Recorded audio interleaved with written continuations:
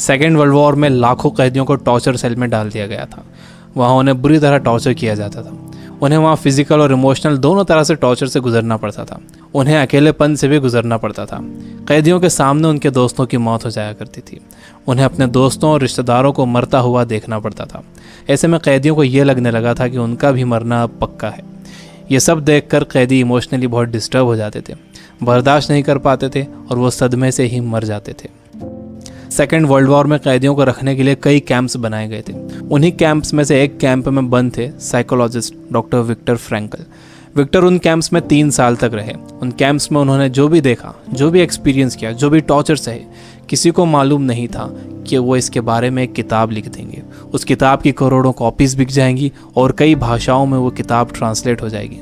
उन्होंने किताब लिखी जिसका नाम था मैन सर्च फॉर मीनिंग। अभी जो कोरोना क्राइसिस चल रही है, आप घरों में बंद हो, बोर हो रहे हो, अच्छा नहीं लग रहा है, तकलीफ हो रही है, तो आप अपनी इस तकलीफ को ज़रा इन टॉर्चर सेल्स के फ़ोटोज़ से एक बार कंपेयर ज़रूर करना। इससे मुझे पक्का यकीन है कि आपको अंदाज़ा हो जाएगा कि हमारी तकलीफ़ इन टॉर्चर सेल्स की तकलीफ़ के मुकाबले कुछ भी नहीं है।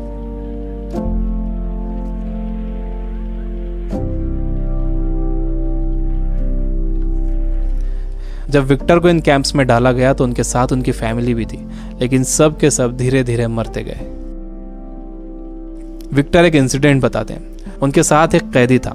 उसने फरवरी महीने के आखिर में एक सपना देखा। उसने विक्टर को बताया कि कल रात उसने एक सपना देखा था। सपने में एक आवाज़ गूंजी कि मुझसे जो पूछना है पूछो। तो मैंने उससे पूछा कि हम इस कैंप से बाहर कब निकलेंगे।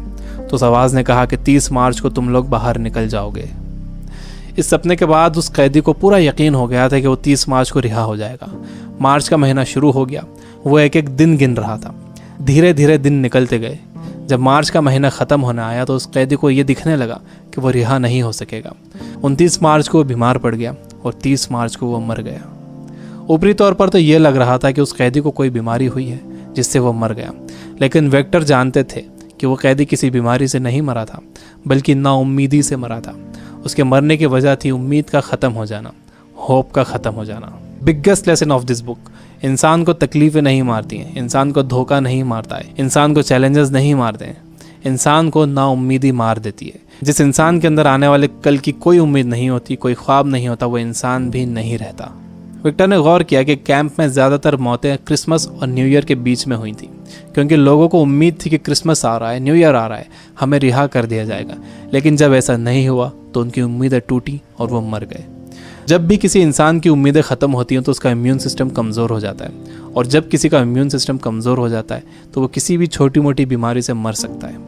यानी पहले उम्मीदें ख़त्म होती हैं, उससे इम्यून सिस्टम कमज़ोर होता है, उसके बाद वो बीमारी ताकतवर हो जाती है। दूसरी चीज़ विक्टर ये बताते हैं कि आपके पास ज़िंदा रहने के लिए एक बड़ा सपना होना चाहिए, एक लॉन्ग टर्म गोल होना चाहिए। जिसके पास आने वाले कल के लिए बहुत बड़ा ख्वाब है, उसके लिए आज की तकलीफ़ें, आज की प्रॉब्लम्स बहुत छोटी होती हैं।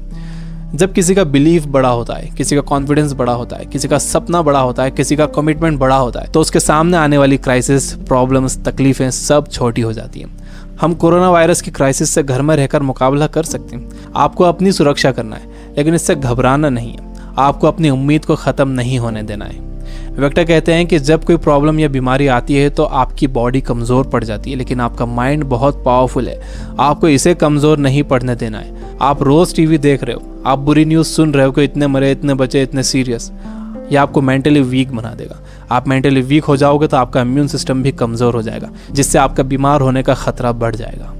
विक्टर कहते हैं कि वो 3 साल इन कैंप्स में इसलिए ज़िंदा रह पाए क्योंकि उनके पास कल के लिए बड़े सपने थे, विल पावर थी, उन्हें ये किताब लिखना थी।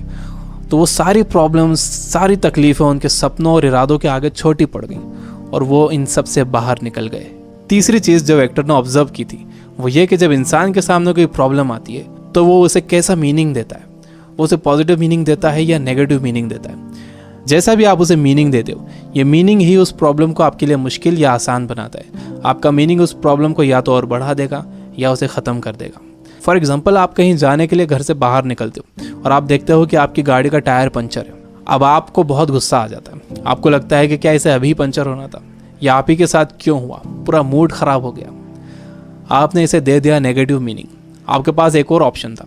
आप सोच सकते थे कि हो सकता है कुदरत आपको वहाँ जाने से रोक रही हो सकता है कि आप किसी बड़े एक्सीडेंट से बच गए हों इसकी वजह से। अगर तेज़ स्पीड में गाड़ी का टायर पंचर हो जाता तो एक्सीडेंट हो सकता था। अच्छा हुआ कि निकलने से पहले ही आपको टायर पंचर मिला। ये है पॉजिटिव मीनिंग। इंसान यूजुअली नेगेटिव ही सोचता है और इस नेगेटिव सोचने की वजह से हम हर चीज़ का नेगेटिव साइड ही देखते हैं, उसका पॉजिटिव साइड नहीं देखते। जैसे कोरोना क्राइसिस में जितना टाइम आपने फैमिली को दिया है, क्या आपने कभी पहले इतना टाइम दिया है? मेरे कुछ दोस्त जो किताबों से बिल्कुल दूर थे, उन्होंने बुक्स पढ़ना शुरू कर दिए, वो रीडिंग हैबिट बना रहे हैं। अगर कोरोना क्राइसिस ना होता तो क्या ऐसा होता था? जितना मैं इन दिनों पढ़ रहा हूँ, पहले इतना कभी नहीं पढ़ता था। जितनी सफाई लोगों ने रखनी शुरू कर दी है, पहले कभी नहीं रखते थे। बार बार हाथ धो रहे हैं, अच्छी तरह हाथ धो रहे हैं, सोशल डिस्टेंस मेंटेन कर रहे हैं। किसी लाइन में लगे हुए हैं तो दूर दूर खड़े हो रहे हैं। आसमान साफ नज़र आ रहा है, हवा साफ हो गई है, समंदर का पानी साफ हो गया है। ऐसा लग रहा है कि नेचर ने जैसे रीसेट बटन दबा दिया।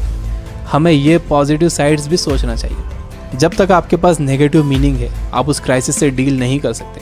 हर प्रॉब्लम उसके साथ एक इक्वल अपॉर्चुनिटी भी लेकर आती है। दुनिया जब से बनी है तब से अब तक उसमें प्रॉब्लम्स ही प्रॉब्लम्स है। अगर ये प्रॉब्लम्स नहीं होती तो हम यहाँ तक ग्रो नहीं कर पाते। सबसे लास्ट में विक्टर कहते हैं कि आपसे सब कुछ छीना जा सकता है, आपकी धन दौलत, घर, गाड़ी, बीवी, बच्चे, माँ बाप, दोस्त, सेहत, लेकिन एक चीज़ नहीं छीनी जा सकती, वो है आपकी पावर ऑफ डिसीजन। आपसे फैसला करने की ताकत कोई नहीं छीन सकता।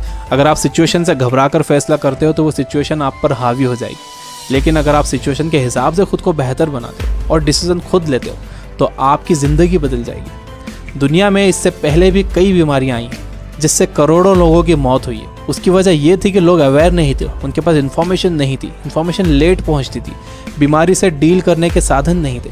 लेकिन आज का वक्त सबसे अच्छा वक्त है। हमारे पास इन्फॉर्मेशन बहुत तेज़ी से पहुंचती है, हमारे पास साधन है। मुझे पूरा यकीन है कि आगे और भी अच्छा वक्त आने वाला है और मैं आपको उम्मीद दिलाता हूँ कि आगे सच में बहुत अच्छा वक्त आने वाला है। You guys are amazing. Keep reading, keep learning, keep growing. Thank you for watching.